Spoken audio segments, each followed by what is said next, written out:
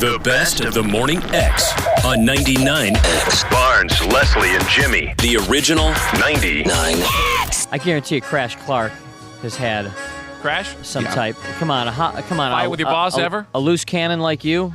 A fight with the boss? Yeah. Dick Meter? The guy's 80 years old. Not here, but I mean... Any boss. You ever had a physical confrontation with a boss? Yeah, back in Miami, not when I was ever working in radio. What happened? What were you doing? Back in Miami, I used to work in the kitchens. I was a short order cook, and I took the general manager. I used to work at a place called the California Club down in, I think it was in Ives Estates, Miami. And I took the general manager out in the back by the golf course, and I tore him a new one.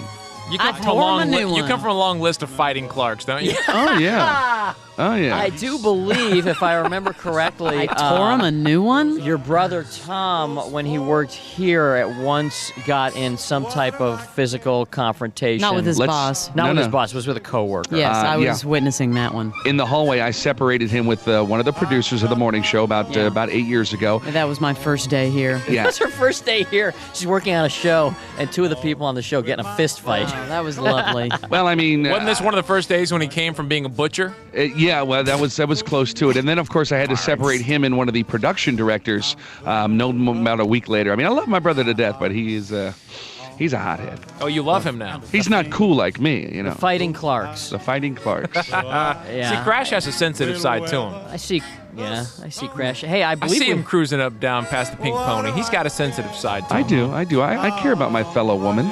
Hello, you're on the air. Shut up and talk to me. Joey, a Marine? Okay, I bet he's got Yeah. Hey, what you got? I got a fight in the Marine Corps about 4 or 5 years ago. I was 17. Tell him Semper Fi. Hang on. Leslie Semper Fi. Yeah. Okay, now tell your story. Okay. I had a really, really bad week, and came in Friday morning.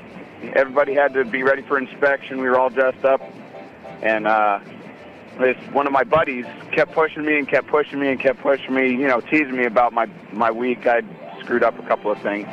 And my staff sergeant came over and said, "Look, Aaron, you need to chill out. You need to mellow out." And I turned around and grabbed him by the throat and pushed him up against the wall and tried to lift him up off the ground.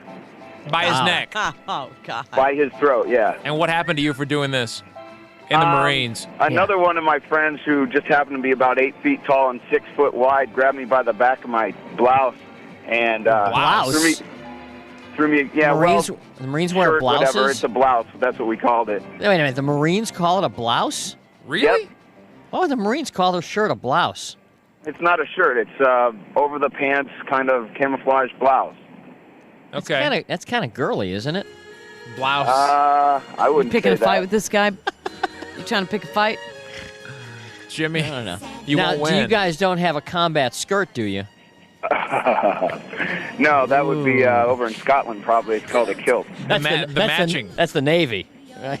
Anyway, Yeah. so the guy pulled you out before any superiors found out? Well, actually, I was only a lance corporal at the time, and I snatched up a staff sergeant and was grabbed by another staff sergeant and taken outside.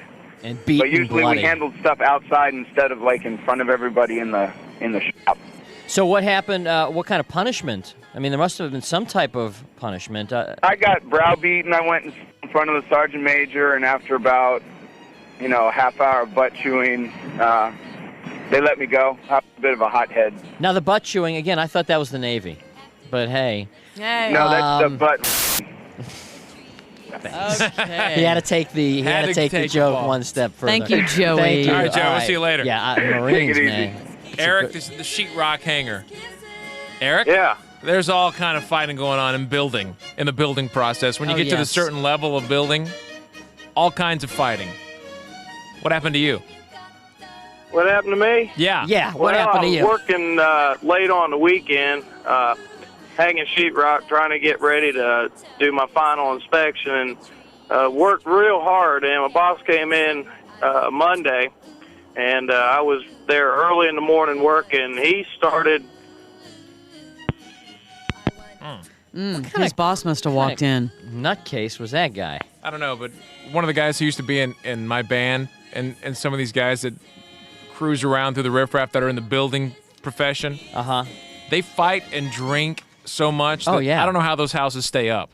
Honestly. They don't. And That's the problem. this guy was working in a very high-end neighborhood, putting up frames of houses, just shellacked. I don't know how they stay up. All right. Now wait, is Todd line 4? TJ? TJ. Yes. What's going on? Not much. I was just calling about a story when I was about 17 years old, just got out of high school. I was framing houses, and we was over on South Cobb Drive, and one morning we was up on top of a house putting a deck on, putting the roofing on. At that time, me and the boss got in an argument. He was hollering at me, hey, bring that over here, cussing at me and everything else. And I'm walking across this roof, carrying this wood, and it's like 100-something degrees out there, and he just kept on. So I threw it down, and we got to arguing about him cussing at me. I mean, talking to me like I was a dog. And so one thing led to another. He got to pushing me. I got to pushing him. We got to fight on top of the house. On top of the house? On top of the house. Looks like a movie scene. Was it one of those houses that has the peaked roof where the, Yeah, it was, actually it was condos. It was 2-level condos. And we was over on South Cobb Drive when we got to fighting. We went down through the, off the deck, down through the attic to the first floor. You fell through the roof? Yeah, well, see, we was putting the roof on. It was just, you seen it has framed up, stick frame and all? Uh-huh. And we was putting the roof on, and that's what he was arguing about. He was hollering at me, bring that wood over here. I'm walking across over this big old piece of wood on my shoulder and trying to keep my balance up there, and he's cussing at me and everything else. And it's just, it got to be too much. And we got to fighting, and one thing led to another. How did it stop? I ended up with his dad owned the company. His dad was the boss, which was also my uncle. This was my cousin I was fighting with. And his dad come up, and they broke us up and everything, and that was pretty much it. They said, hey, if you can't work together, leave. So I got my bag, started walking down the road. Now, I think I saw this once, though, in Lethal Weapon. Did this end with one of you getting one of those nail guns and shooting the guy in the head? No, we didn't do nothing like that. All right, nobody. Thanks, TJ. You're on the best of the morning. Barnes, Leslie, and Jimmy. 99X.